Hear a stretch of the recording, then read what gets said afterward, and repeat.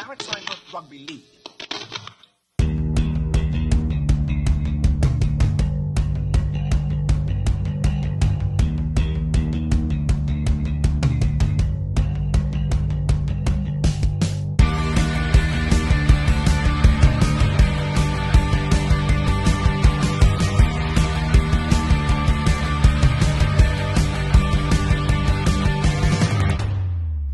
Hello everyone and welcome to the NRL Insight podcast with me, your host Dan Lee. Today we are joined by some Rugby League royalty. He has played for 5 clubs: Hull FC, Hull KR, Wakefield, Doncaster and Featherstone. 383 appearances, 64 tries, 515 goal kicks, totalling points to 1,296 at first grade. 3 appearances for England. Coached at Doncaster and Featherstone, appeared on Back 10 podcast, and he is now Sky Sports commentator. Of course, it's Mr. Paul Cooke. How are you doing, Paul? I'm very good, Dan, thank you. I didn't know them stats, so thank you. It's always nice to remember. You're welcome. How are you doing? Yeah, good, mate, thank you. Yeah, really good. Busy with everything. Obviously busy with the Rugby League, which is the greatest game of all, and getting to as many games as I can and watching as many as I can, as always. Excellent. Well, before we get straight into the podcast, I've got a couple of questions for you. First of all, how are you enjoying the call-in games for Sky Sports? That's a bit of a change. Yeah, brilliant. I've been on there a couple of times over the years as a guest on camera. Bit different being off camera. You're one bad sentence away from losing a job, I think. It's something I've learned quickly. But yeah, I love it. Yeah, listen, I've played for them clubs, as you said, but I've no bias to anybody. I try and call it as I see it. So yeah, I think that makes me a little bit more unique. I think you can tell that some people have been affiliated with different clubs, and you know when they do commentate. But I'm certainly not one of those. No, of course. I've particularly the 2 Hull clubs. I've got one of them that have flown high last year for a quadruple, and the other one which is now sat second bottom. So you can't call it any other way than to say one of them's in a bit of trouble, and the other one's done okay last year. They're not doing so good at defending the title right now, but they've still a chance. Yeah, perfect. That was what I was going to go on to, because obviously you played for Hull FC, you played for Hull KR. So you're considering you played for both, you don't have any affiliation or more into one camp than the other. No. Listen, I'm friends with Andy Last, so I'd want them to do well. You know, I speak with Willie Peters now and again. Obviously, still friends with Neil Hudgell, the owner at Hull KR, and so yeah. Listen, I've got 3 daughters. I've got the youngest who couldn't care less about rugby. I've got the middle who's a red and white, and the eldest is a black and white. My mum and dad were black and white. My brother and me grew up red and white. So it's just a family divided by everything, including the Rugby League. So bit of a mixture. Yeah, there's no real affiliation for me. I'd love both teams to contest a grand final or a cup final again, Challenge Cup final. So yeah, Wakefield, the club that I finished my career at, they're flying well as well. So I always keep an eye out for them and try and get back there as often as possible too. Yeah, awesome. I just wanted to say as well that I listened to the pod to the Lee and Cass game, and it was a breath of fresh air. Your commentary was very good. It kind of reminded me of when Kyle Amo come onto the scene, and it's just refreshing to hear a voice with the analysis. It was good to hear. I appreciate that. Yeah, I think we miss a little bit in the market of trying to explain some, if you like, technicalities of maybe what the players are seeing and doing, and why they're making the decisions they're making, and defensively, if they make a good read, what the read's about, what they're trying to see. So I think for the average fan and the average person who watches from the stands, they don't really understand the intricacies. They just go to look at a result and see who plays well, but there's lots that goes into the game, particularly video previewing the opposition to try and stop them or trying to break them down defensively. So I think there's an insight for people to maybe get when you're trying to get it over on the TV, which is difficult, particularly on the radio and TV when you can't be seen. You've got to try and talk over what the players are doing on the field. It's not easy, but if you can try and get that over, you give the average fan, if you like, a little bit more of an insight, which is something that I try and do. Yeah, perfect. Last question before we get into the podcast. What was the biggest differences and transitions you found from being a player moving into a coach? Obviously, you went into coaching a couple of games at Doncaster and then obviously a full season at Featherstone. What was the biggest transitions for you as a Being person? A player is easier. because you can influence the game. You're out there and you can physically influence what goes on within them 80 minutes. As a coach, your work's done all week. If you haven't done enough work, you rant and rave and you shout and you bawl and you try and get messages on every 5 minutes. For me, that's a coach who probably hasn't done enough. You've got to react to what's happening in the game and try and change things on the run. Coaches can influence the game with substitutions, rotations, how many minutes a player gets, how much rest a player gets when he comes off the field. We certainly find it much easier when you're just previewing opposition and reviewing your own performance and team's performance as a player, because you've only really got them 80 minutes to think about. The week doesn't really matter, with all due respect. You work really hard during the week, physically on your body and mentally, and trying to get right for the game. But ultimately, you're judged on 80 minutes, and you can influence them when you're out there. Yeah, it's perfectly summed up. Like I say, I always like them insights to see what sort of differences there are, because you always see the coaches they normally go greyer pretty quick, and it's the stress that they're underneath is ridiculous. Like, because we've seen it, going off topic a little bit, but we've seen it earlier in the season in the NRL with Coach Seabold, and just as soon as the media and the fans and then the playing groups kind of down tools a little bit, and then you basically stood on your own. It's not a nice place to be. Well, we're seeing that a little bit with a couple of teams that are being shot at. This week, Ryan Carr last week at Magic Weekend accused some of his players of giving up, and Paul Rowley's done the same. Andy Last calls his team's performance last weekend disgraceful. There's players that aren't going to be there next year that maybe are thinking about next year, and I don't like that, and I don't agree with that. You're paid to play for the club you're playing for, and you're earning a wage. The least you can do is put your heart and soul into it for the badge until it must be embarrassing.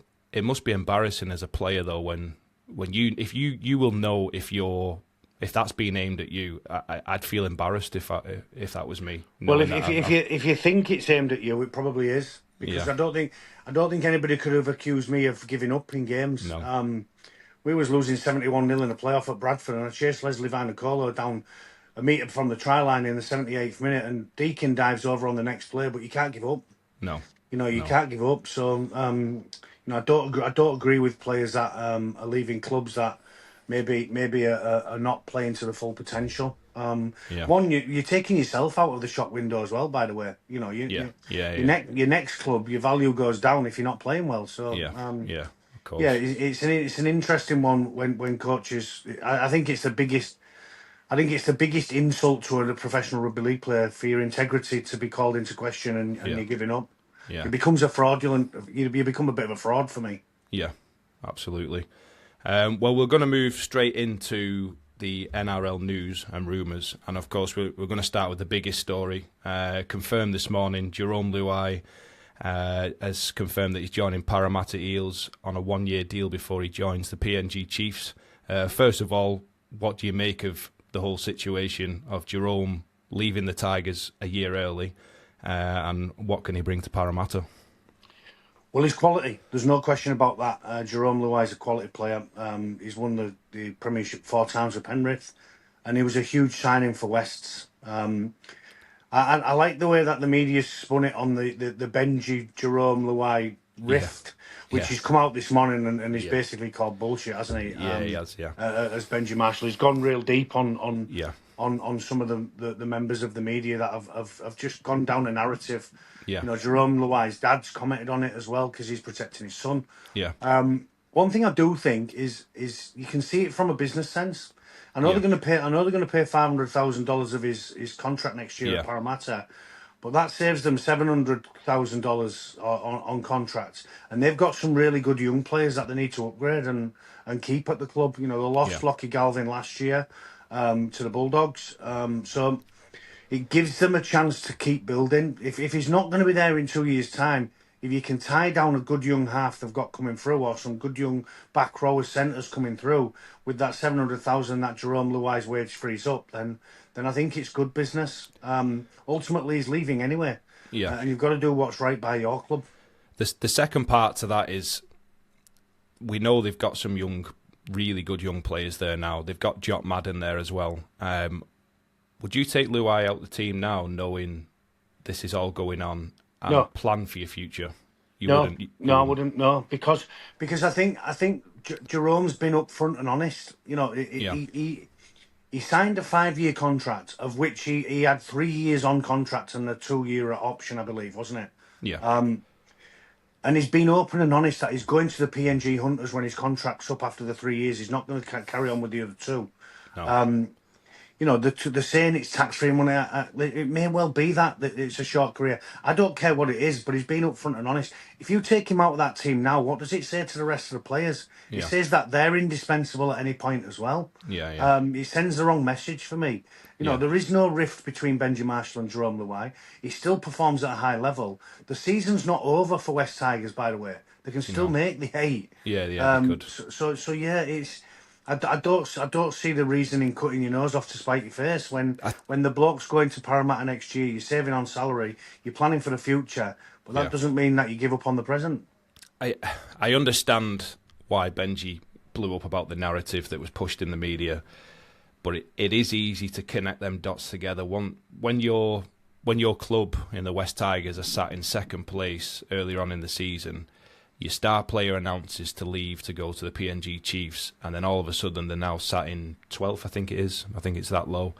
You can see why the media have potentially pushed that narrative, because it must have had an effect, because you don't fall from grace. I know they've had a lot of injuries, I understand that. But I was going to say there's been others. I'll tell you who's a big miss for them, Dan. Kai Pearce-Paul.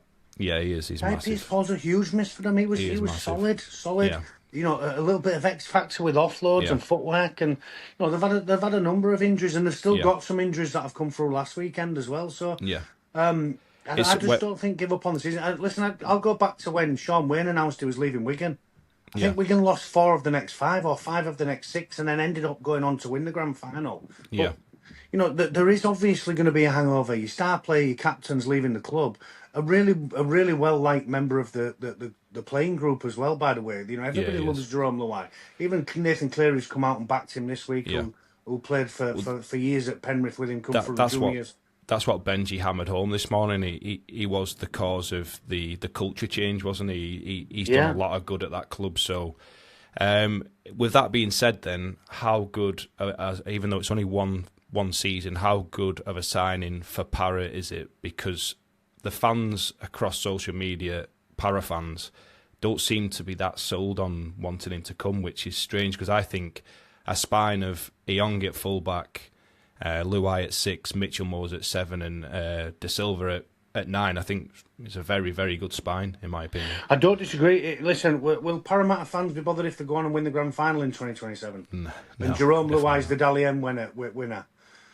You know, definitely not. You know, you can't predict the future, but one thing they are getting is they're getting a $1.2 million player for $700K. So, yeah, it's a steal. It is a steal. Yeah, it's a no-brainer in that respect. And I think the difficulty for Parramatta is 2028 and onwards. Yeah. You know, because and I think Jerome goes in there and kills it, and they win a grand final, and he becomes a Dally M medal winner. Yeah, and then he leaves to go to the PNG Chiefs. Then you've got to replace him with a $1.2 million man. Yeah. So that's the problem. But in hindsight, Para have been in the doldrums since Brad Arthur took them to the last grand final, and they've been nowhere near since. No, they've not. You know, you can't blame them for taking a shot with Jerome Luai. And as you said, the spine you've just mentioned, and some other quality players, by the way, in that club. So, you know, they are one of the richest over there, and rightly so. They sign a player on $500K less than what they should probably be paying him for a season. Yeah, of course. I think it was that the fallout from the fans was,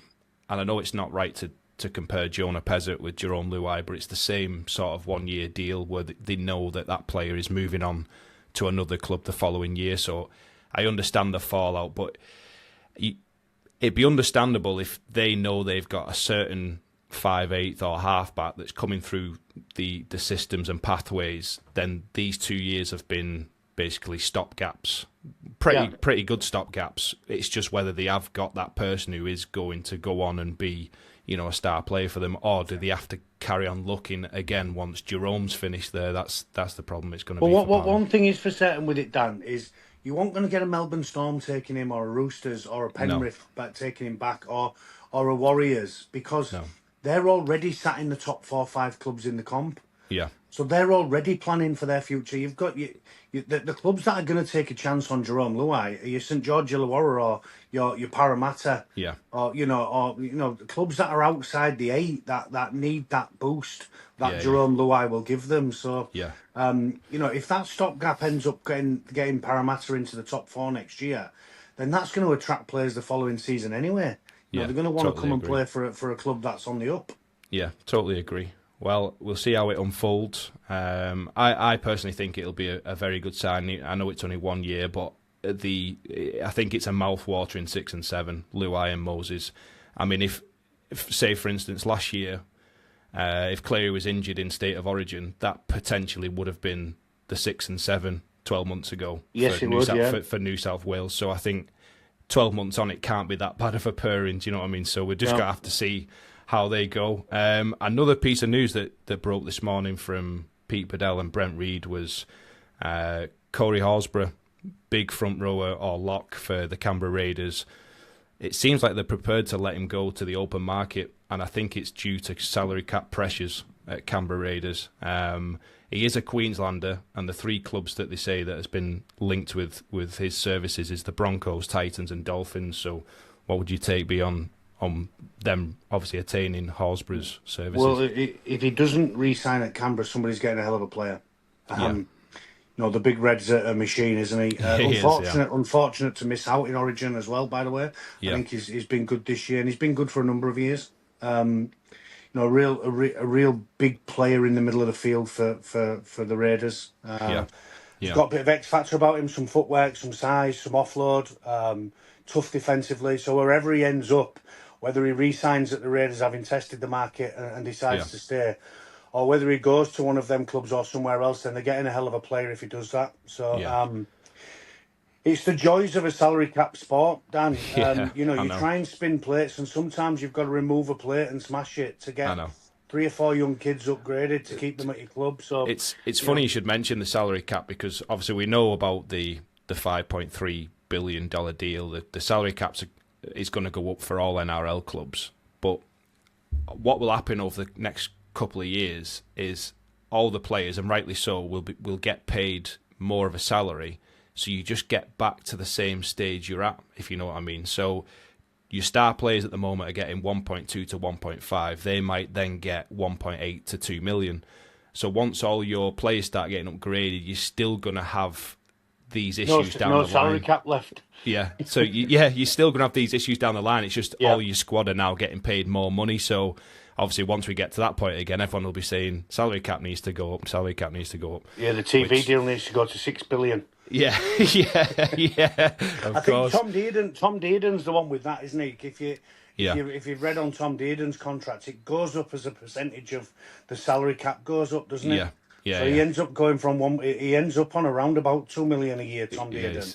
With a 10 or 12% increase in the TV deal. I think more players need to join Tom Dearden's management. I think, I need to become a manager. Nice one. The next couple of bits of news to finish off the NRL news round. Couple of injuries. Stephen Crichton stretchered off with a suspected nerve damage in his neck. Usually 1 to 2 weeks recovery time.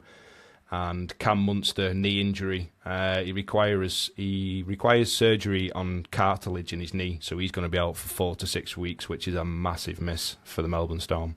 It is, and they're outside the 8 at the moment. There's a couple of big clubs. Brisbane's title defence is going by the wayside massively, isn't it?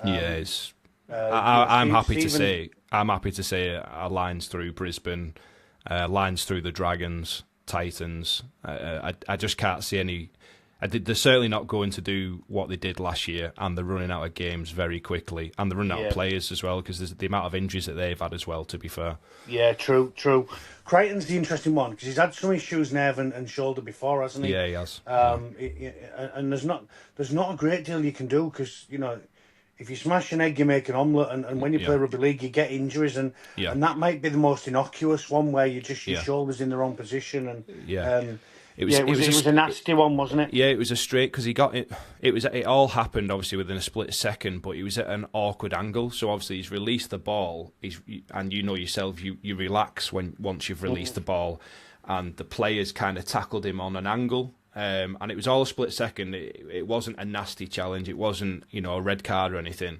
But because he's relaxed on an angle, his neck's then done kind of like a whiplash motion. Yeah. And obviously he didn't get up, stretched it off, and it looked worse than what it is because I follow NRL physio online and they give really good updates of what the injuries are and expected time frames of return. And they're saying it's 1 to 2 weeks. I mean, Stephen Crichton has been named in the extended squad along with Viliami Kikau this morning for the Canterbury Bulldogs. So if he's in the extended squad, it can't be as bad as it first was thought. But I doubt he'll play this weekend. Yeah, or it's a red herring, isn't it? Where they've still got to do the homework on a Stephen Crichton and what he brings to the Bulldogs. Yeah, it's true. a huge game for them. It's a huge game for them at the weekend. The Cam Munster one's a big blow to Melbourne. Yeah, it's a huge blow. They've got away last week and managed to scrape a win, but missing Cam Munster for 6 or 8 weeks, or 4 to 6 weeks is a huge blow for them. And again, sat outside the 8, a big club sat outside the 8 that are vying to get in there and for the end of season jamboree. He is Mr. Melbourne Storm as well. He makes everything tick between him and Harry Grant.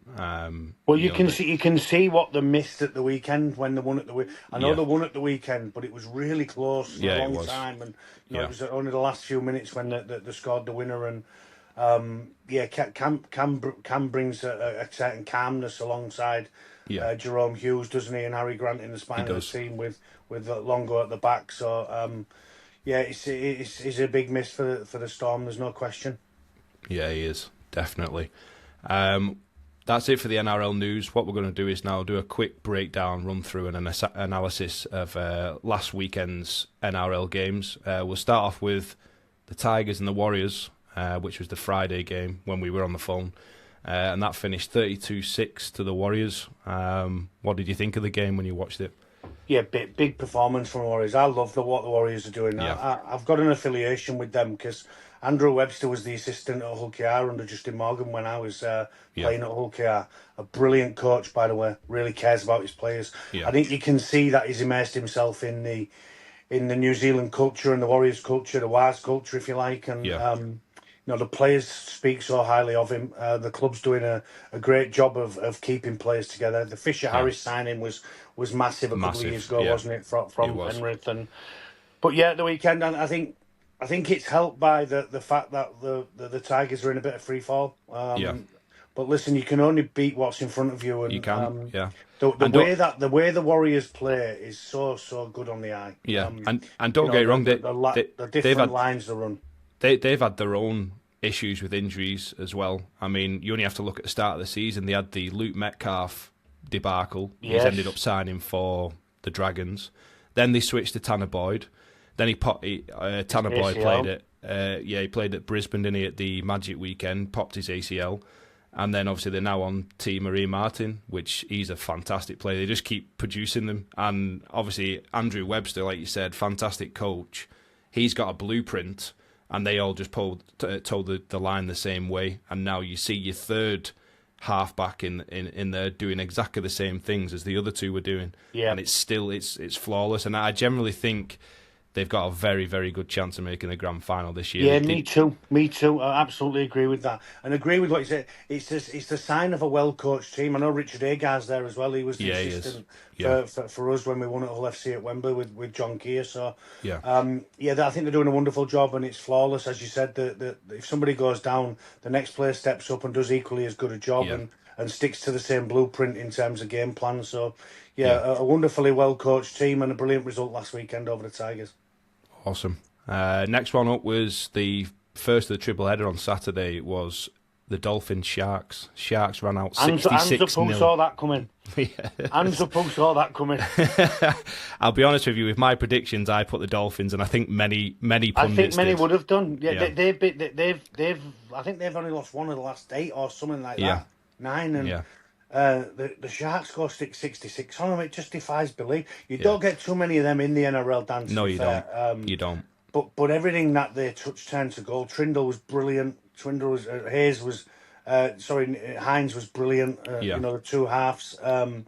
It was as good a performance as you'll see. And another one, a player that's affiliated with Hull is Fitzgibbon as the coach. And, they've got to get. You worry about the Sharks in big games because they can't get over a playoff game. They can't. No. They just can't. They can't get one of them big ones. But they all seem to make that top four. And then, whether it's week 1 or week 2 of the finals, it's just. It's like they get the jitters and they go into the shell and instead of expressing themselves. And I know they got off the line, I think it was 2016, because I think the following year they played Wigan Warriors in the World Club Challenge. And obviously that was an incredible squad, what they had there. I'm sure it was Chad Townsend and James Maloney in the half. James Maloney, Paul Gallen. So. Yeah, Fafita scored the match winner, didn't he? Yeah. Incredible team. Hell of a team, yeah. Yeah. Hell of a team. But what a performance last weekend, by the way. As I say, you don't nil many teams in the NRL, and 2, you don't score 66 against many. So, you've got to tip your hat to what the Sharks did last weekend. And just a little mention to them as well, the Dolphins, that, they were missing some key players. Obviously, Izzy Katoa, the 7, is out injured. Hammer had Origin. Max Plath went off injured. He did try to back up, but he went off injured. I think there was a couple of others as well. They are, between Origin and injury, they've lost quite a few troops. And I know they had some world-class talent on there. Obviously, our Herbie Farnworth was playing, but he didn't really have an impact. That's the first time I've seen him not so much struggle, but just not have. He normally has a few moments where he makes a break, or he'll do an 80-metre run, or something. He'll do something, and he just looked lost for ideas. It was just like a whirlwind Sharks attack. It was crazy. I think for Christian Wolf, you can just simply draw a line under it. Yeah. Because I don't think his team will concede that many and not score many in any other game. No. Sometimes it goes against you, and sometimes you've got to tip your hat to the opposition and just move on quickly. Yeah, exactly. Middle one on Super Saturday was the Bulldogs 16, Raiders 40. Yeah, Anzapu saw that one coming as well. The Raiders have been in some poor form, haven't they? And they have. Interestingly, again, Prickly Stewart, Ricky Stewart comes out with the media and has a go back at him, calling him whatever he called him. And he's been around so long, Ricky Stewart. You shouldn't doubt him. No. If he sees fit to leave a player in the reserves or not playing in first grade, then his judgment's better than anybody else's. So he's had his say on that, hasn't he? And they've come up with a fantastic result. But when you look at the Bulldogs, it's like, since Seraldo went in there's been a huge change at the club with Gus Gould on the roster. There's only a couple of players left from when Gus and Cameron went in. They just seem to be struggling a little bit week to week. To be honest, consistency. I know they're missing some players. Kickout's huge for them, and he's been missing for a number of weeks. They've got a young half in Galvin who's probably one of the best young players that you'll ever see. Yeah. But he still lacks that little bit of consistency in his performances. Yeah. At that level. He's going to be brilliant. There's no question. And to be fair to me, and present. And to be fair to me, he is playing out of position. He's a natural 6. He's not a halfback. And you know yourself, it's a completely different pitch, a completely different position on the pitch. And he was very young as well, taking over that team. Yeah. But they kind of, I never like doing comparisons, but when I look at the Bulldogs over the past year, there's so many same instances with Saints over here, St. Helens. They don't really know who really is the best spine, who should we put in the centres, who should we put at full-back. There was talk of Connor Tracy was moving on, then he signed a new deal out of nowhere, and then now he's being questioned about whether he should be in the team again. Is Lockie Galvin a 7? Is he a 6? Should we try Mitch Woods in there? Obviously, the poor lad got injured again. The other Bronson Cherry right to left to right. Which Bronson Cherry, he's going to move on, I think, to the Storm at the end of the year. And he's confirmed to leave to the Storm, and I seen this morning that he's been dropped out the squad again, so he's not playing again this weekend. Cherry, it's just I don't know if it's all Seraldo. Is it Gus getting involved? Is it? I don't know. I don't think it'll be Gus. I think he understands the role of the coach, and I think Cameron's a strong enough coach to say it's going to be his way. But there's no question they're in a bit of a predicament at the moment. They're in a bit of a flow. I love Gus. I love his analysis. I love his presentation. That's when he's on Origin, and I know he gets under people's skin, but that means that he's good at his job. When someone gets under your skin like that. Listen. You go back to when the Penrith Panthers built the new facility and began to develop youth. The dynasty that they created was started by Gus. It was all those years ago. So there's no question he'll turn it round in terms of the roster. He already has done. And I don't think there's any question that the Bulldogs will be back next year, but sometimes it just doesn't go your way. And last weekend was one of them, and maybe 2026 is another one with all of the, I think maybe square pegs round holes at times. They're just not sure of which jigsaw pieces go where. Yeah. So they're another one. Bulldogs. Do you draw a line through them, or do you think they could still make the 8? I don't think they will. I think Crichton missing will be huge for them. I just think they're not quite sure in terms of what's the best team, and unless you settle on that settled spine and get players in the right position, then I think it's so difficult to win games, particularly in the NRL. What about the Raiders before we move on? Interesting with them. I don't think they'll make the 8, but no. but I do think they'll upset a couple before they they might upset a couple of teams and make them not make the 8. Yeah. So them that are vying to get in there in 9, 10, 11 positions, the Raiders can easily go there and put a score on them teams. Yeah. So, I think they probably left themselves too much. Next one up was Roosters 28, Eels 12. Tupu, 303 tries. Incredible player. Absolutely incredible. Oh, absolutely. Really enjoyed the footage during the week of the players that had played alongside him in the past. Yeah. What Trent Robinson said about him, and he just seems like a really good team guy, doesn't he? And, he does. Deserves the 300. And listen, to play 300 games at top level at one club is no mean feat. No.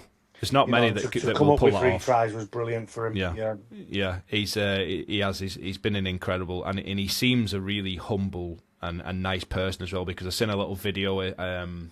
Angus Crichton's out injured at the moment. He's on crutches, and he'd set up a surprise little one-on-one celebratory interview with him, just them two. And even then, he was very humble, very didn't really want to do it, and I like that about it. He's not like a showman, but honestly, he's incredible. And if it wasn't for Alex Johnston, such an incredible try scoring record, we'd be talking more about Daniel Tupou. But he can't take it away from him. He's been incredible. And I think he revolutionised the way that wingers play in terms of catch. He did. Above the head, he was probably he got one in this game, didn't he? That caught the ball above the head, and at 6'12", whatever he is, he's like a giraffe. He gets up and above everybody. He did it again at the weekend with one of his tries. But incredible, and really pleased for the Roosters to get the job done for him on such a special occasion. So they're up there. The Roosters, they're a chance this year too. They are. Yeah. If they can keep their players fit, their key players fit. The Daly Cherry Evans experiment that people was so worried about at the beginning of the year when they were still trying to find a feet could well leave some people with egg on the face. Well, you've mentioned DCE. He's still out of contract at the end of the season, and there's no murmurs that he's going to re-sign with the Roosters. Would you think that a Super League club would take a chance on him for a year? Probably. You think of the Catalan Dragons straight away. In the south of France will be interesting to him, because obviously Trent Robinson will have a say on that with regards if DC does do any homework on the Dragons. Castleford possibly. I'm not sure his relationship with Ryan Carr. I had two. But then listen, would St George Illawarra take a chance? They're in desperate need of quality players. I think they're going to go with Luke Metcalf and not Flanagan, Atkinson. I think that's what they're going to stick with, because I had two clubs in my head, because I might be wrong. I think he's 36 now. Yes, he is. Yeah. But he doesn't look finished. Like, when you're watching a player, you can tell your body's given up now, or you've slowed down. He doesn't look like that because he was still, if you remember, before State of Origin, he was in the conversation because of Tom Dearden's injury. Yes, he was. If you're in the conversation for the Maroons, you're not finished yet. Yeah. But I had two clubs in my mind, and I could be way off the mark over in the Super League. First one being Wakefield Trinity. I know they're letting Lino go, but they have signed someone already in the halves. I can't think the name's gone away from me. But the second club would be York Knights. They've just announced they've got a new backer. And David Dixon, yes. Isn't it? Yeah, he's also got a stake in London, that fella. I read this morning, so that's an interesting one. The other one for me would be Aidan Caesar's apparently moving from Hull FC to York. To York, yes. So maybe Hull FC take a chance. Yeah. You would think Steve McNamara would have Trent Robinson's here, who we could get into Dally Cherry Evans for him. Obviously, been good friends and an assistant at the Roosters, so possibly there for 1 year. But it's difficult, isn't it? Because you've got to be a lower end, or if you like, a lower end team that's trying to get into the top six in Super League to take a chance on a 36-year-old Australian that may or may not come over here and be good. Because we've seen so many times that Australians can come over and it falters. And if you're only getting a 1 year deal out of him, then you're taking a real risk. And I understand, before we get into the Super League side of the podcast, I understand fans' frustration because we do waste a lot of money on, it's a strong statement, but we do waste a lot of money on old, finished Australian or overseas players. We do. There's no getting away from it. Listen, I don't think you're being harsh in any which way there, Dan. I'll go back now to the Kyle Felt one. Where he says that absolutely not coming over to Super League, and then he had no other option. He comes over and he flops. Is there any wonder? You've come over here for a payday, and you've come over here when you didn't really want to. If you had another option, or the Cowboys that wanted to re-sign you, you wouldn't have come. So, in my opinion, don't bother. Yeah, I know. Just don't bother. It was a sad one, that, because I loved watching him at the Cowboys, especially he scored what a player! Try and, the grand final try, 2016. And he'll be remembered and revered forever. I thought when Saints announced him, I thought, I'm looking forward to seeing him in the flesh. And then you could just tell with the way he was quality, Dan. He was quality. It's just his body language. He didn't. His really body language, and you can see that. Yeah, no, and that 100%. doesn't sit right with English people. No, it doesn't. Not the supporters, but the players as well. Yeah, it does. Doesn't sit right with players. No, it doesn't. And even you're going to laugh at me, and you might not be able to comment on it, but he had an appearance with Kyle Amor on. I saw it. And you could just tell he was like, just sat there like, oh, is this over yet? And I just thought, there's no... these people are paying your wages, they're giving you airtime, it's the end of your career. You should be celebrating it and trying to enjoy it.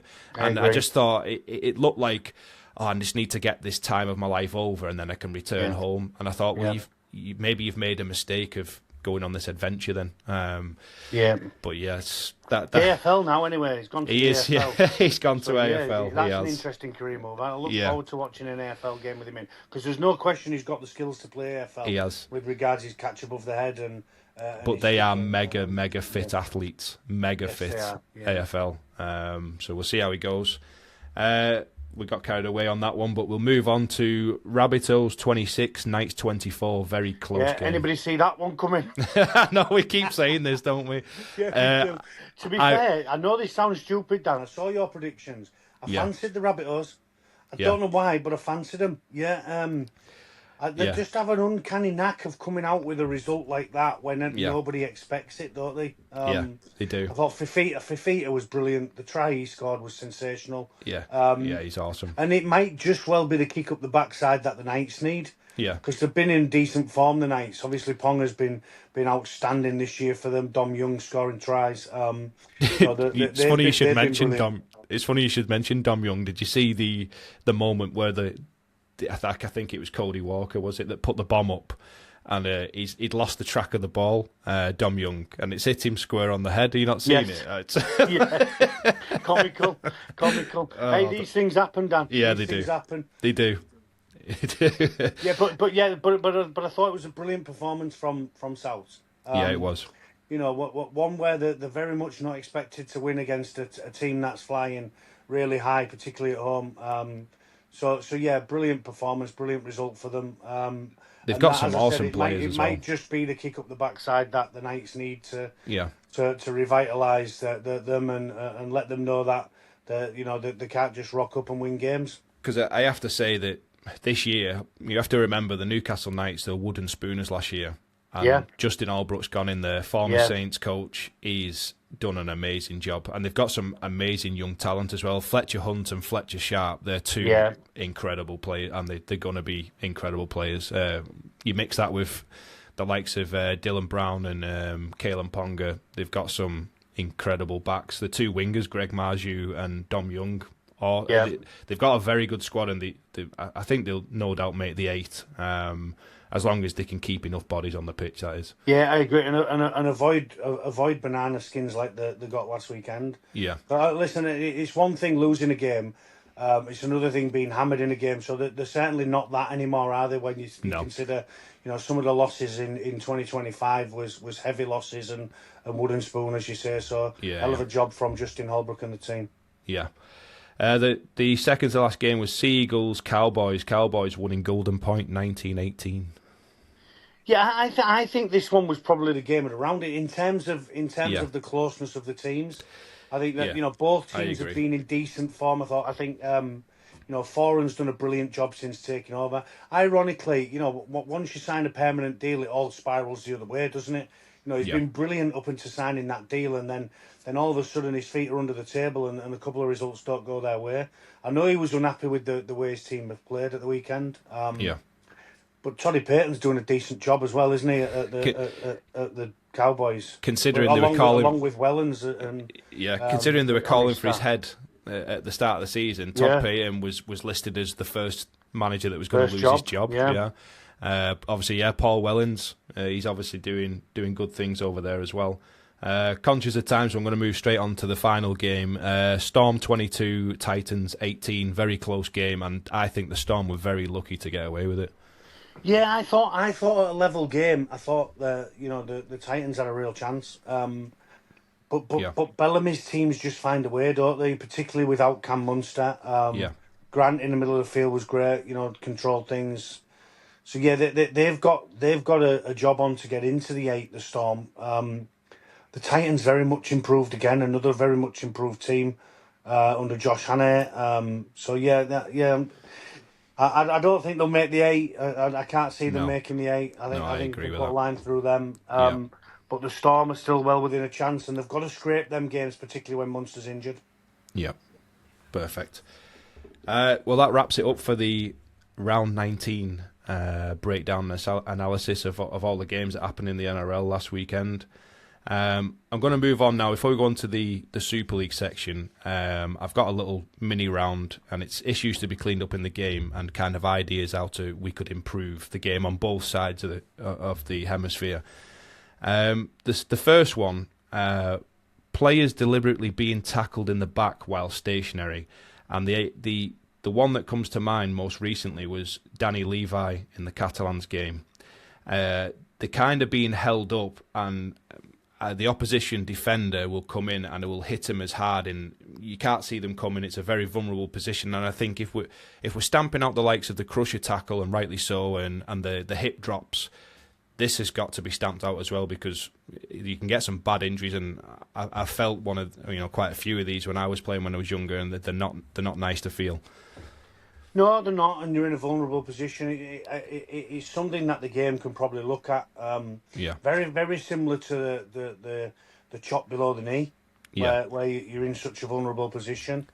I've always been an advocate, if the ribs are there, they're there to be hit, you can hit. But I agree. I think it's Andrew Johns, who's called for 2-man tackles only. Let's see how that would go. There's no third-man chops, and 2 players have got to get 1 man to ground, and we avoid 3-man tackles. That would stop any of the contacts, either below the knee or into the ribs or into the kidney area. And I understand there is mitigation, because if you're the player with the ball, your ribs are exposed, but you're still making post-contact meters. That's different, because you need to stop the defender. But if your 2 defenders are holding the person up with the ball, there's no way a third man should be coming in as hard as he can to get him to ground by hitting him. Do you think, Dan, the referee could call held quicker? Potentially, but it avoids that third man then coming in if he calls held. Potentially, but you know yourself, even as recent as Magic Weekend, how loud the crowd was at Hill Dickinson Stadium. You're not always going to hear that, and that's genuine. You know, some people would ignore the ref and say, "Oh, I couldn't hear you. I understand this gamesmanship," but there is occasions where you're just not going to hear him, and that's why, you know, sometimes they miss 6 agains or they, you know, they miss the calls from the ref, just purely how loud it is. So I don't know how you police it. I think you've just got to be trained in an off season, in a pre-season, to not do that. And you should be able to be good enough as a professional player to make the judgment of, can I hit him here? Is he making his post-contact meters? Because it's them split seconds when you're on the field, and I've never played at a professional level, but it's a hell of a lot quicker than when, you know, I was playing at amateur, and you do have that little window to make that decision. And, you know, is it the right decision? Is it the wrong decision? And I just think it's you could see the excruciating pain. I don't know if he's actually out now, but Danny Levi, he dropped, and it just wasn't a nice tackle. It's very akin to the boxing body shot, isn't it? Yeah, you know, the boxing body shot where players go, where boxers go down and they can't get back to their feet because they're gone for at least 10 seconds and possibly even longer. Where, you know, the Ricky Hatton left hook, if you like, the left hook to the body. So it's interesting that because ultimately, if you police that in a way where you say it's illegal, even if he doesn't hear you call held, you can't go in and do it. It's very similar to the chop below the knee. If you do that and you chop below the knee, you don't chop above the knee. You go to 10 minutes to the sin bin. It's as simple as that. Maybe that would deter players from doing it. Yeah, of course. The next one is also on defenders. Defenders being penalised for tackling a player that's falling and it's accidental head contact. Well, Lewis Senior at the weekend. Yeah. Listen, there's nowhere he can go. No. There's nowhere he can go. This is why I said there was mitigation, because you know, especially as an official, and I know they've got to officiate the game to the rules. I understand that, but you've got to have an element of common sense as well in these situations, and for me there wasn't any, and we've seen it throughout the last few seasons of different instances where a player is either, especially a fullback, who'll catch the ball and he'll dive straight away to the ground so he doesn't go back over the try line because he doesn't want to give the ball away, a dropout away. But in doing that, you're diving at people's arms, knees, hips, so there's going to be some sort. It's a contact sport. And that's why I was trying to say on the first point about the deliberately hitting people in the back, you're in control of that. Whereas as a defender, you're not in control of someone diving at your feet. So therefore, that's their own doing, in my opinion. So it shouldn't be penalised. As a defender, you can't change your body height twice.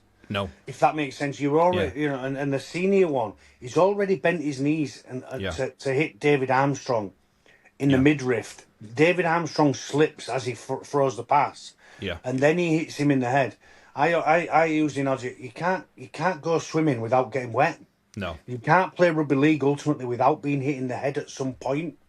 Whether that's accidental or deliberate is the referee's interpretation. Unfortunately for us, the litigation in the sport with head injuries and CTEs and dementia means that any head contact has to be come down hard because the game has to be seen to protect the players. So on one hand, you can understand the referees in the game because they've got to be seen to doing something about later on in life when head injuries and concussions affect you, and sending players off for HIAs. The gum shields now are a big one, aren't they? If you're not wearing your gum shield, you go off and you're straight Cat 1. But ultimately, it's not the rugby league that we all grew up watching. No, it's not. When a bloke slips into somebody and he makes accidental head contact, there is no common sense because of the litigation in the sport. Yeah, unfortunately. The next one is a quick one.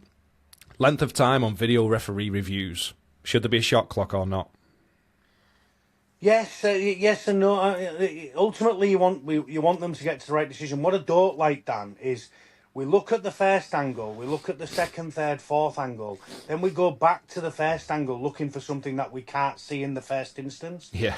So I just think ultimately, if the decision's there to be made, make it. I tell you who the most impressive referee is over here in the Super League for me, Tara Jones.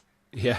Because she makes a call and goes with it. And if it's wrong, the players can challenge it. The pet hate of mine at the minute is referees asking players if they want to challenge them. Yeah. That's not their job. The players challenge the referee's decision. The referee doesn't ask to be challenged. No. You know, That's that takes time off the game as well. I'm sick of being at games, Dan, where it's 2 hours, 10, 15 minutes long. Yeah. It's bad, I know. Tara did amazing. I think she did the York-Hull game on Thursday, I think. She was brilliant. And she was awesome. She got a couple wrong early. You know, the kick over where York regather it, she gave a knock-on from York. Yeah. And they challenged it and went back. I'm happy for her to make that call. Yeah. Let her make the call and challenge it. And if you want to challenge it that early, even if she gets it wrong, it swings and roundabouts. She's going to get something wrong for the other team eventually in the game, as all referees.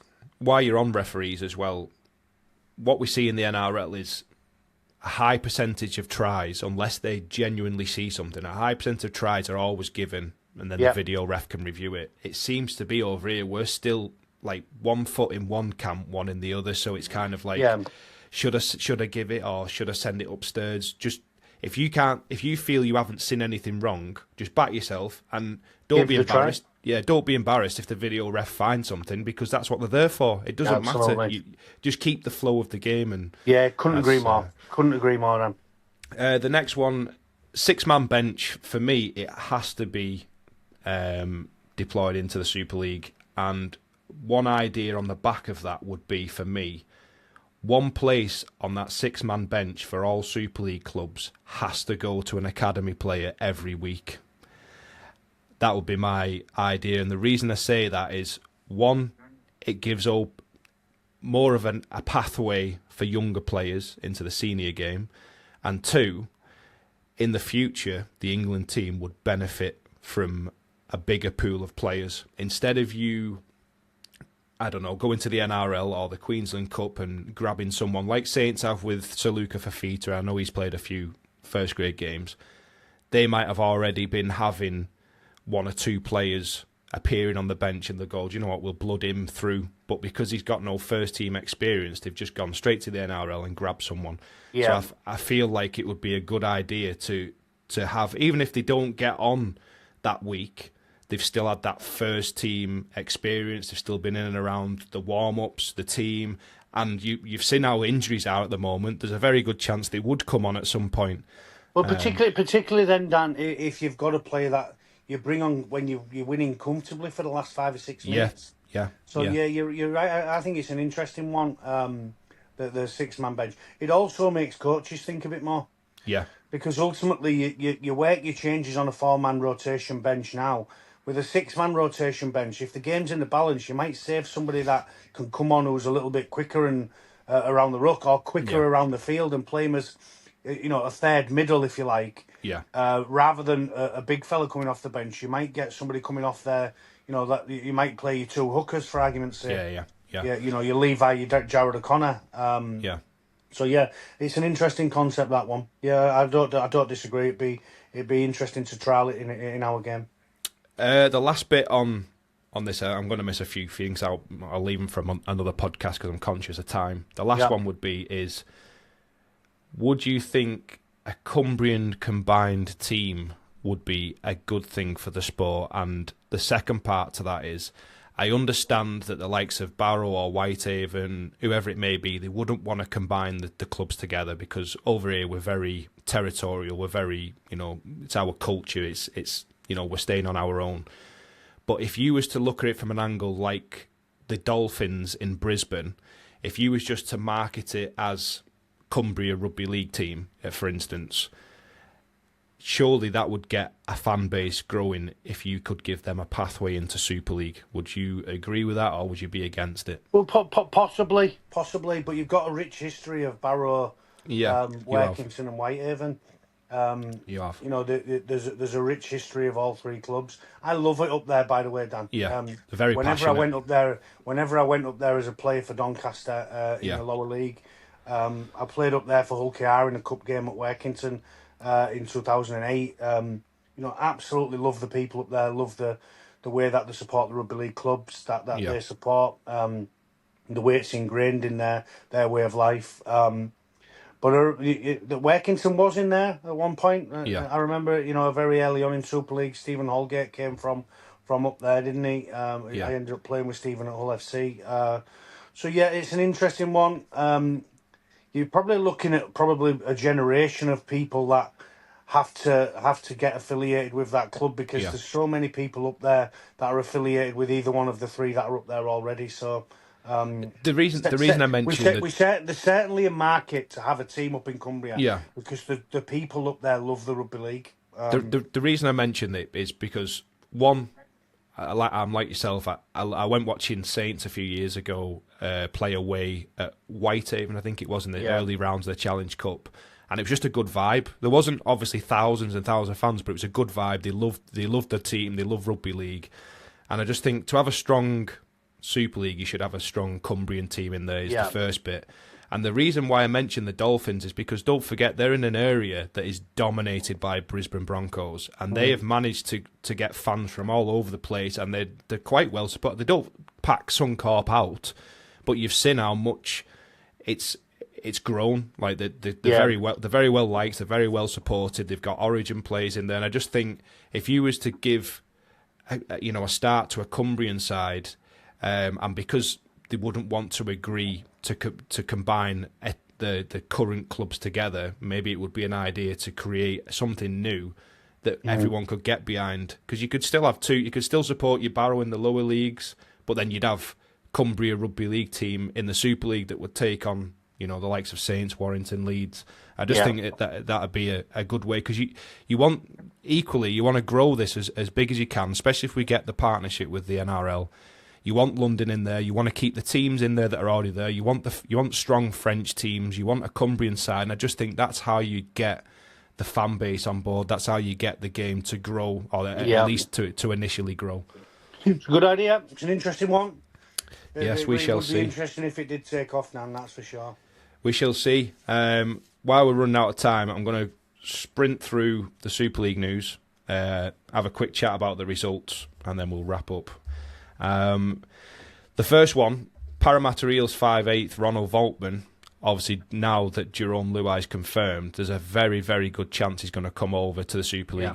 He's already been offered to the Super League, and the three clubs that were touted potentially get him was Huddersfield Giants, Castleford Tigers, and Saints, which is a strange one. The Saints being, they haven't really got a natural six. I know people keep saying they've got Harry Robertson, but he's not trialled and tested at Super League level at six. But you keep trying to force two fullbacks into a sixth position, so would he be a good signing for them? And we know the Tigers and Giants potentially be very good for him. If he does end up at Saints, then somebody else has to go for me, Dan. Yeah. And that somebody would be Jack Welsby, wouldn't it? Because he's just signed a new 3-year deal, Tristan Saylor. So if you bring in a natural six, and you've got Hastings there I think he's on the Morrow. He's got next year as well, at least, hasn't he, Jackson Hastings? Yeah. So you've got your 6 and 7 then, and you've got Saylor, who you've nailed your colours to the mast at with fullback. So Welsby moves on, which is interesting because he's been very good. He's not been good for the last sort of 12 months or so. No. I think he's knocked his confidence quite a bit over the last 12 months, and he's not playing great rugby league right at the minute. So that could be an interesting one. Do you see Jack Welsby in a Hull FC shirt? Possibly. That's the rumours. Here's an interesting one. I think Jay Field's out of contract at the end of 27. Yeah. Could he end up at Wigan? He's a Wigan boy. It's kind of like Liverpool and Man United in football. I just think... Listen, I moved over to Hull FC. So you're talking to the wrong person there, Dan. Yeah, it's true. Yeah. I mean, there's, as my father always reminds me, there's always one Judas that he always reminds me of, Gary Connolly. As my father reminds me. Yeah. So if he does, good luck to him. I hope he does well at Wigan Warriors, but I wouldn't like to be him going back to the Brewdog Stadium. I think the Volkman to Castleford's an interesting one, because I think both Weaver and Arcee are on the way out, aren't they? Yeah. Castleford as well. And Huddersfield are just desperate for quality players. Yeah. And I don't think they need a marquee front rower rather than a marquee halfback. So, Volkman to Huddersfield could be interesting. I don't know Jim Lenihan's relationship with Ronald Volkman, so well, let's be honest. He certainly looks like he's on the way out of the Eels with Brown and Luai there. Sorry, with Moses and Luai there. Yeah. Let's be honest though. I think Jim at the moment at the Giants would take any NRL. I think me and you could get a game there, Dan. Yeah, we'll give him a message and see how he's feeling. No, you can. I'm not bothered. Next one, Bulldogs halfback Sean O'Sullivan also offered to the Super League. York, Hull FC, and Huddersfield Giants. Do you see him coming over to the Super League, Sean O'Sullivan? Yeah, possibly. Yeah, I do. Yeah, there's so many good halves that can't get into at the NRL. That could come over here. You've just got to be careful with Australians, Dan, because I think you've seen with Adam Cooke early on in this season that until the grounds firm up and the weather gets better, you don't see the best of Australians. No. And with all due respect, we don't get much weather than what we've had in the last couple of weeks. No, that's true. They've got to acclimatise, particularly to the cold and the wet and the snow in the winter months, and it takes some doing. So you're always taking a chance in when you bring over any Australian player. But do you think there's a distinctive lack of halfbacks and 5'8" in England? Is that why we keep getting linked? I don't know about that. I mean, you look at Erwin, who's a quality he is young incredible. half. Leon Hayes isn't a bad player. He's outshone a little bit by Erwin. Farriman's fantastic, isn't he? Yeah. Mikey Lewis is still relatively young.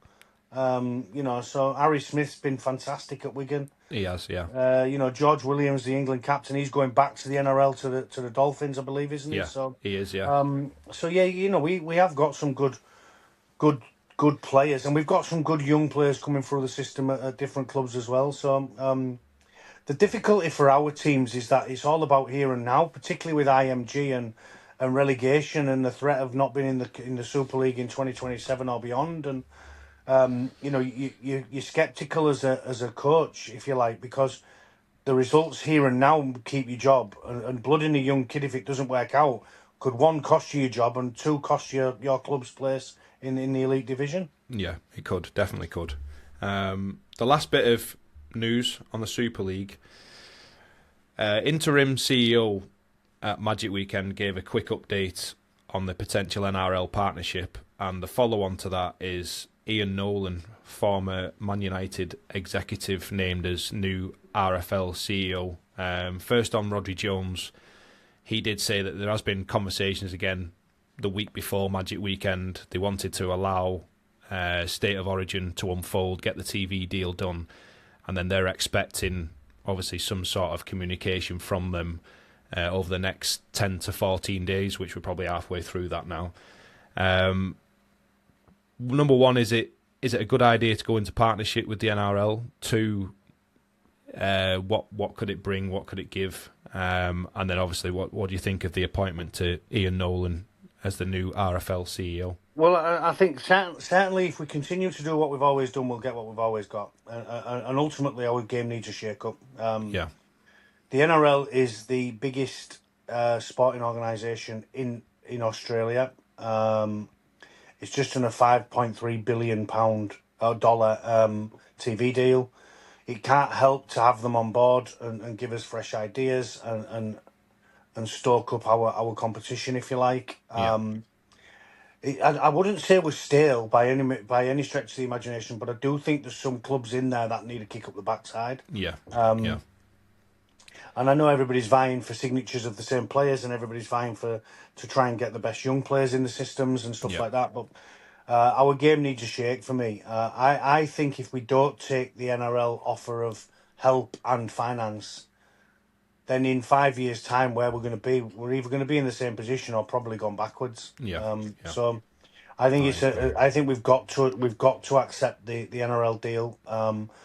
Which means we probably won't, because I think that, and everything I predict or want that goes against. But I don't know a great deal about Nolan, if I'm honest. Obviously, being in Manchester United is a hell of a club, the biggest sporting club in the world, if you like. Anyway, so that wraps it up for the the Super League news. Just do a quick run through of round 18 results to finish us off. York Knights was the Thursday game against Hull FC 2016. Where do you see both of them clubs at the moment? York seem to be doing pretty well under Mark Applegarth, in my opinion. Yeah, the noise around the owner and the takeover and the financial issues is a problem, isn't it? We certainly don't want the club I was at, Featherstone or a Halifax or a Salford situation, because York's certainly adding to Super League. Really pleased for Mark Applegarth. I obviously spent a year with Mark at York before I moved on. A really good coach and a good guy. Really pleased for him. Pleased for the players that I know there. For Hull FC, it is a line drawn through 2026 once again, as it was in 25 and 24 and possibly 23.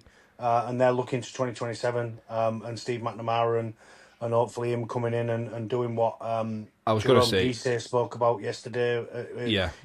Building a culture and a club again. Yeah, I was going to say if one man can get Hull FC out of a hole, it's going to be Steve Mack. He did incredibly well at Catalans. It'd be interesting to see. But on York Knights, Cam McGuinness from Cronulla Sharks, that's some signing. And I think he's going to go well next season for the York. Yeah, it is. And if they do get, for argument's sake, if they get a Voltman or Caesar goes over and finds some form, they're certainly a club that's on the up. The city's a wonderful city, full of, steeped in history and, the Vikings and all, the walls around the city, the castle walls still. So, I really enjoyed my time at York, and I enjoy going there. I'm back there in a couple of weeks and can't wait. Nice one. Next game was Huddersfield Giants 14, Bradford Bulls 30. There's not much you can say about Huddersfield at the moment. They're just a dead rubber at the moment. It doesn't look like there's any life. I know they had one good performance, was it last week or the week before, and everyone got the hopes up thinking, they might turn up. But watching them at Magic Weekend and then watching them in this game, I just don't see where they go. They're desperate for recruits. Desperate. What's your take on the Huddersfield Giants at the moment? You can't keep flogging a dead horse, can you, in terms of some of the players? I watched them at Magic Weekend really closely, Dan, and I think some of their senior players need to have a real sharp look at themselves, because the quality that they're showing, turning in defensively, throwing passes to the ground, kicking out on the full. Some of these are just basic rugby league, and running as fast as you can doesn't require any talent, and some of them are sauntering by. I feel for Ken Davey, and I feel for everybody else at the club. Ultimately, somebody's got to take charge of their recruitment, because it's diabolical. It is.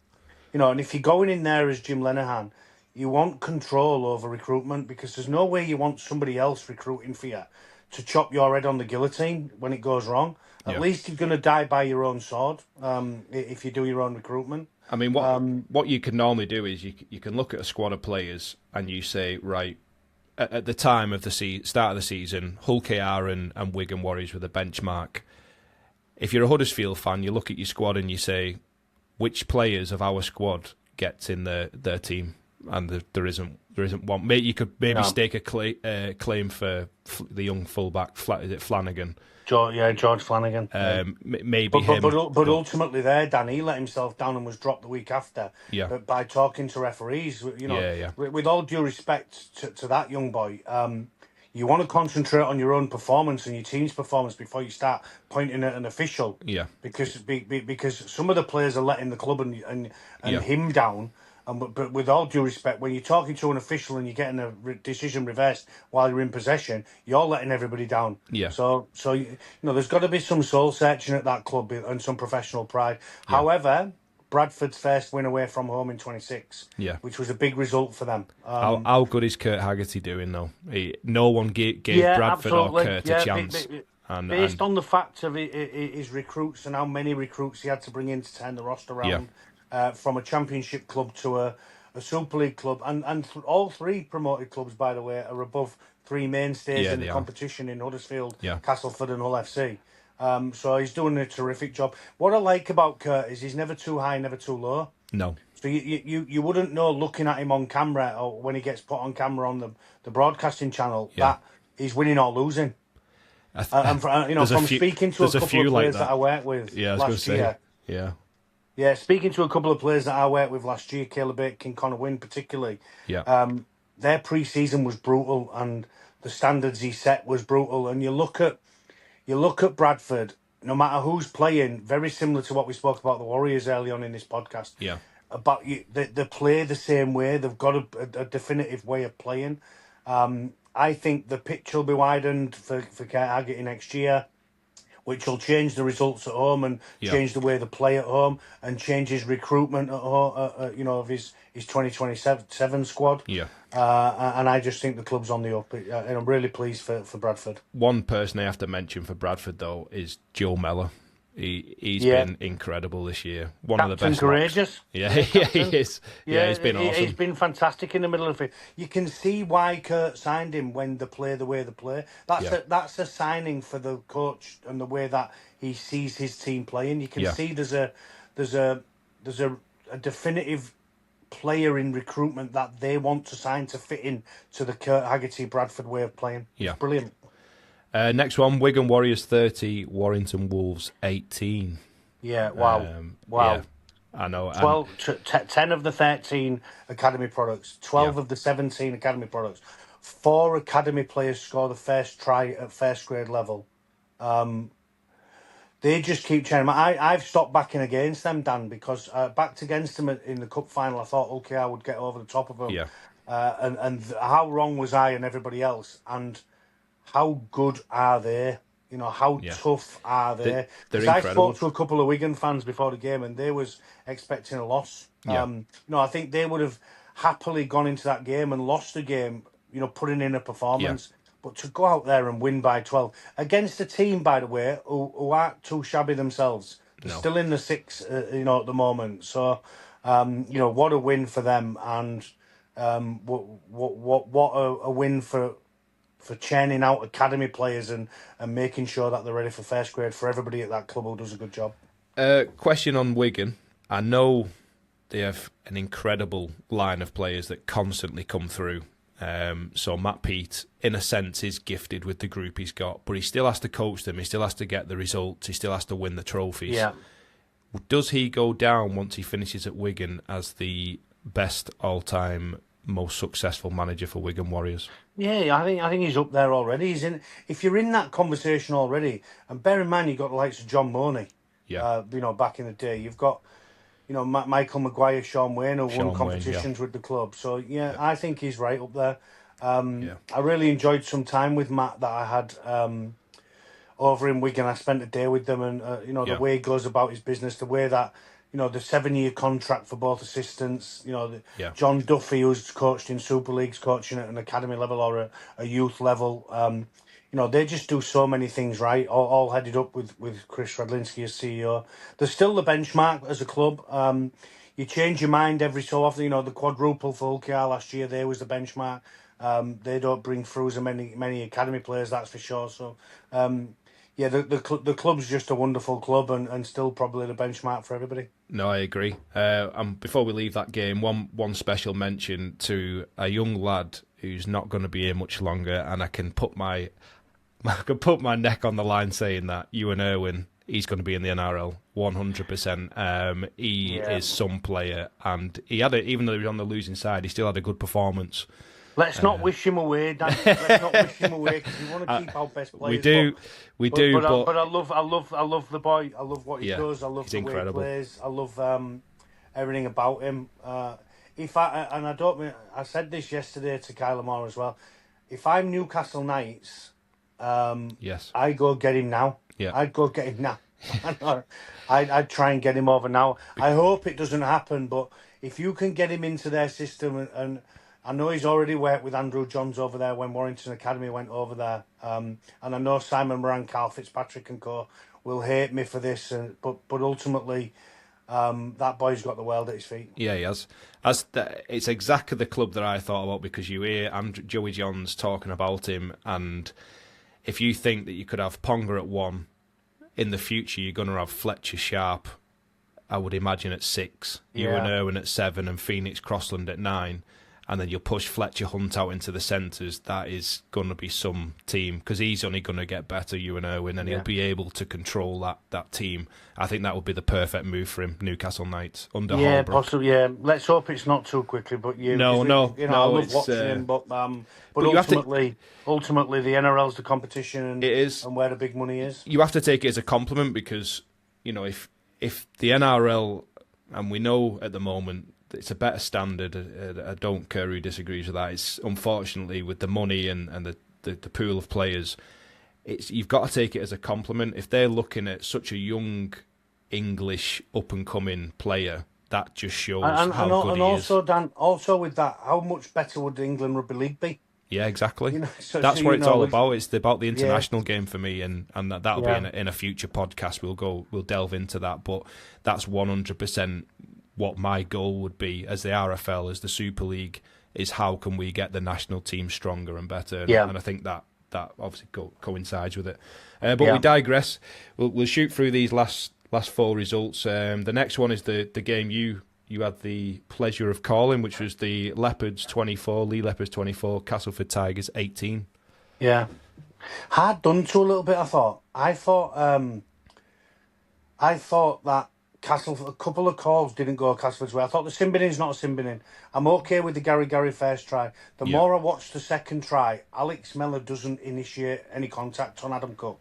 No. I think the contact is initiated on Mellor by Cooke. Yeah. To the letter of the law, I can understand why the referee gives it, but it's a harsh call for me. Yeah. They've stripped them of numbers on their right edge of defensively, and the hole that Mellor should run is inside of Adam Cooke. Yeah. But because they strip him of that many numbers, he runs inside of the centre and outside of Adam Cooke. But there's no way Adam Cooke's getting back either. No.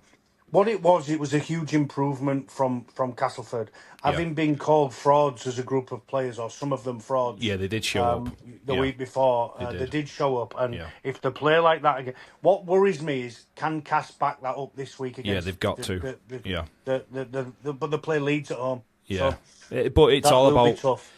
But ultimately, Lee found a way again. Yeah. Lee found a way with Lachlan Lamb and David Armstrong at the heart of it. So for Castleford, it's getting to a stage now where it's the manner of your performances and the manner of your losses rather than... And it's week to week for me. Yeah, it's week to week. You can't rock up and get beat by 40 at Magic Weekend. No. Then go to the form team in the competition and run them close and probably should win. Yeah. Then to be beaten by 50 again at home the week after. I don't care if it's Leeds and the top of the table. You can rock up and have a dig. You can. So if they go back to their old ways and the coach then... calls them out for giving up again this weekend, then they're back to... Well, they've gone forward 2 steps and gone back to 200. Yeah. No, I totally agree. OKR 6, Wakefield Trinity 20. I'll be honest with you, I know OKR have been struggling a lot more this year, but I still thought they would turn up more than they did in this Wakefield game. But that's not taking anything away from Wakefield. They have been exceptional this year. And they're only going to get better with the likes of RTS, Roger Tuivasa joining next year. But Tyson Smoothie, he's just incredible. Yeah, he's an interesting, because I think he'll go back. I think so. But initially, he's seen the dark nights, the miserable weather, cold nights in Yorkshire. He's now seen a different side, and he looks happy. When I've watched him, I don't know him as a person, but he looks happier when he's playing at the moment. So he may have a change of heart. Well, the weather helps, doesn't it? I don't care what you say. The weather helps with Australians. And he's also developing. They're used to the weather. And he's also developing friendships. He's developing relationships with coaches. So there is only one person that matters in that situation. Yeah. And that is Mrs. Smoothie. 100%. Listen, it's difficult for Australian players coming over when it's cold and dark. And listen, there's times that I wake up, Dan, and I want to shut the curtains and go back to bed when you've got to get out and train when you're a full-time player. But, a phenomenal player. I think his service from 9 is the best I've seen in the competition this year. Yeah. So very similar to the way the ball whistled off the hands of Richard Swain to me. For 4 years at Hull FC. So I think I said this yesterday. the grand final could well be contested by Wakefield and some other. Wigan or a Leeds at this moment. I do not disagree that. I thought their performance at the weekend shows they are genuine contenders, because I've been waiting for them to win a big game like that. I know they've beaten Hull KR at home. Their home ground's a fortress. Wigan got them in the Challenge Cup by 4. They go on and win it, Wigan. They've beaten Leeds at home in the Cup quarter-final, I think. Well, the Cup 4th round or 5th round. So they've got it in them to win a big game. They've just got to do it more regular. But I thought their performance at the weekend shows that they're genuine Old Trafford contenders. Do you think last year has caught up with KR? Or... I think 3 years has caught up with them, Dan. I think they've played in every single game for 3 years. They've been in the last 3 cup finals. They lost to Lee, I believe, didn't they, in 24, was it? Yes. Then the win against Warrington, the lose to Wigan. They've played in the World Club Championship. They've been over to Vegas. Yeah. They've got 3 games in 9 days coming up. Being chased and being hunted is far different to trying to get over the line as a group and become the 5th team to win the grand final. So I think the last few years is catching up with them a little bit. Do you think it could have had a bit of influence on him announcing early he's going to P&G, or do you think that's had no inkling? Like, because I don't think so. No, I don't. But I don't buy into that. No. I think there's always going to be a disappointment that the club's losing its boss, if you like, the head of the rugby. But Wigan went through that when Sean Wayne announced he was leaving, and they went 4 or 5 games without winning, but went on to win a grand final. That's not to say Hull KR still can't get there and can't win it, because they can. But, I think it was more from right now. You wouldn't put them as Old Trafford destined. It was more from the angle of it happened a little bit at Saints when Wolf was leaving. It's kind of like a bit of deflation, not like anger or anything. It's like a deflation, like, oh, we're losing this great leader who's done so much for us. Yeah. And then it's trying to get yourself back up, and it's the unknown. Like you've got Nathan Kalis coming in, He's a little unproven. He's coached as an assistant. But so was Willie. Yeah, he was. Yeah, Willie. That's not a dig. So. Yeah, but I'm going from the Hull KR point of view, fans' point of view. They're looking at it like we've got this incredible manager who's done so much for us. He's going to the Chiefs. He's an NRL coach, and it's like kind of we're going to square one again, kind of like a reset, a restart, and maybe that's where it's because you're seeing them singing the song. You've had such a high of winning the Grand Final Challenge Cup, World Club Challenge against Brisbane Broncos. You're going into the unknown a little bit. Well, there's an element of that, but sooner or later the player's going to have to get over it because he's already been announced and he's going. So I don't think they'll use that as an excuse. I just think they're lacking energy at the moment. They look like a tired team. They look like, with all due respect, I don't think they played well at Magic. They just came up against a team in Hull FC who've got no idea how to win a close game. No, at the moment. No. So this weekend's a big weekend for Hull KR. Yeah, it is. Catalans Dragons 6, Leeds Rhinos 28. Yeah, job done for Leeds. Impressive again. They look like they're playing in second gear and still scoring 30 points a game, 40 points a game. I don't think they were great at Magic. They probably left 18, 20 points out there against Bradford. How good is Jake Connor? Yeah, he's brilliant. He's brilliant, but he's gone down with a shoulder. This is what I said yesterday. Yeah. Things can change very quickly. Leeds are top of the table. They can finish top. But if they lose Jake Connor before playoff time, then where do they go from there? Yeah. No, because he is irreplaceable, isn't he, at Leeds? Yeah, he's Mr. Leeds, isn't he? Brodie Croft's playing great rugby. I think Harry Newman's gone back in there after kick up at the backside. Ash Hanley's in form of his life. Sevo can't stop scoring, although he didn't break Richard Horne's record of consecutive games. Almost, Yeah, so they're in a good spot, Leeds. They're very much the Hull KR of 25 in terms of not many injuries and everybody's healthy. So, long may it continue for Rhinos. I did have them as dark horses at the beginning of the year. So, do you feel with so many important departures for Leeds Rhinos at the end of the season that it's kind of we need to get over the line this year in case it goes into kind of a rebuilding stage again? Because there is some big names that are leaving at the end of the season. Yeah, there is. But there's also one coming in, isn't there, in Walker? Yeah. So Dylan Walker. Yeah. Yeah, we'll see. I think the news of Brad Arthur staying was huge for the club because ultimately, as a player, Dan, you want to know who you're going to play for. Yeah. If you click with Brad Arthur and then it's Jamie Langley, for argument's sake, and you don't see eye to eye with him, it's 3 years wasted on your career.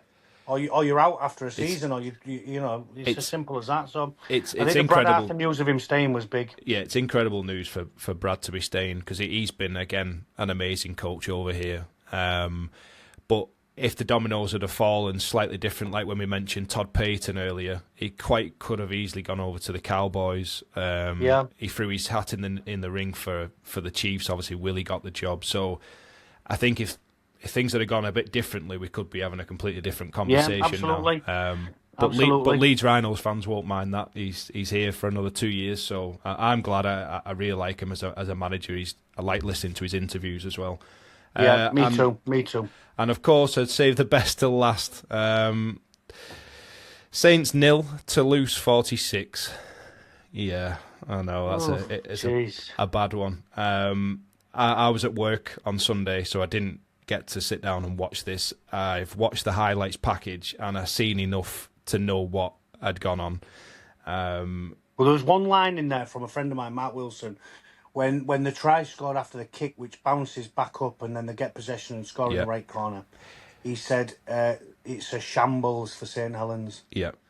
And I think that best describes the performance. Yeah, I think it was embarrassing. I think Paul Rowley's come out and said that. It was Owen Dagnall, wasn't it, in that corner? Yeah. The bounce of the ball just went over him, caught him wrong-footed. But I am not taking anything away from Toulouse, because the last 2 weeks, these two results, they have shown that they have got something about them. I don't think Sylvain gets enough credit. No, he doesn't. He doesn't get enough credit for the way that Toulouse have turned it around. Bear in mind, they lost by 40 to St Helens at home. Yeah, exactly. They've just gone about their business really steadily, under the radar. They've stayed true to the coach and the processes and everything else. So the one thing really Toulouse, pleased for Sylvain. The one thing that Toulouse need to do, especially Sylvain and the actual club, they need to make sure for next season and the season after that the bigger clubs, I say that respectfully, don't start pilfering the strike players. Is it Jessame in the second row? Jessame, Ali Ashall-Bott. Ashall-Bott. But Ashall-Bott's been over here, Dan. He has, played over here. Yeah. When as daft as it sounds, when a player finds a home in a club, he plays his best rugby league. Yeah, he does. And I think it'd be a wrong move for Ashall-Bott. I think he also becomes French national after next season. It's his 5th year. So you may well see Ali Ashall-Bott at the next World Cup as a French player. Yeah, that would be incredible. Last touch, Saints. Where do they go? I don't really know. Well, the only way he's up after last weekend. Yeah. I said this yesterday. If they lose this weekend at home to Catalan, they go to Wigan the next game. Yeah. Go away to Wigan at the end of the month, and then they play York away, who are in decent form. Yeah. I think you could well see changes at the club should they not win either of them three. Yeah, it doesn't look good at all. And listen, the blowtorch. I said it yesterday. The blowtorch is on them, Dan, because if they'd have lost the game, I think people would accept the injuries they've got, the 16 injuries they've got, and they'll lose the game by, for argument's sake, 20-10 or 20-12 or 16-8 or even 30-20. I think people would have accepted that a little bit. Yeah. But to lose 46-0 at home against a team which is on half the distribution money and, the beat away from home by 40, I just think that was a straw that broke the camel's back for some of the St Helens fans. It was. I'm speechless with it, to be honest. I don't know where they go. To finish off, the last question I'll ask you is, do you think Paul Rowley will be at the Saints in 27 or not? It's a difficult question to answer because ultimately he signed a 3-year contract and you've got to give him a bit of time. Yes, and the other part of me, Dan, is as a coach, I've been a coach, and nobody works any harder than the other coaches. No. But he's not working any less hard than Matt Peat, he's not working any less hard than Andy Last or Mark Applegarth. Everybody works really hard and puts in hours and hours and hours. No, sometimes it just doesn't fall your way. I don't think anyone would question his commitment and how hard he's working. I just feel and this isn't just in rugby league, this is in any sporting club. If you walk through the door and your name is already being questioned whether they want you there, but by the fan base, I mean, if you don't get that fan base on side pretty quickly, it's hard to get them. And once the fan base goes, it starts filtering into the club, into the squad, and I feel for him a little bit because I see. Well, there's a little bit that Dan. I spoke with Kyle yesterday. There's a number of staff. There's a guy who's been on that staff for 30 years leaving. Yeah. Eamon Carroll's leaving. Yeah. There'll be other staff members that leave as well. I'm sure of it. Yeah. It's going to be an interesting month for St Helens and Paul Rowley. I think they've got to win at the weekend. I think they've got to beat Catalan because I don't see them beating Wigan. No. And York's a 50-50 one away from home. So yeah, it's going to be a hell of a month for the Saints. It is. Well, that wraps it up, Paul. I have to say a massive thank you. It's been a pleasure having you on. Always, anytime. Your insight into everything, it's been incredible. Love chatting with you. I'd love to do it again sometime. We'll do it again very shortly, I'm sure, Dan. A massive thank you to you. Let's pencil in next week, shall we? Yes, I would love to. Thank you very much. It's been awesome. Thank you all for joining us. It's been incredible. First inaugural episode. Hope you enjoyed it. Please remember to like, subscribe, and share our content. I appreciate it all. So until the next one, thank you from me. Goodbye from me. Thanks, Dan.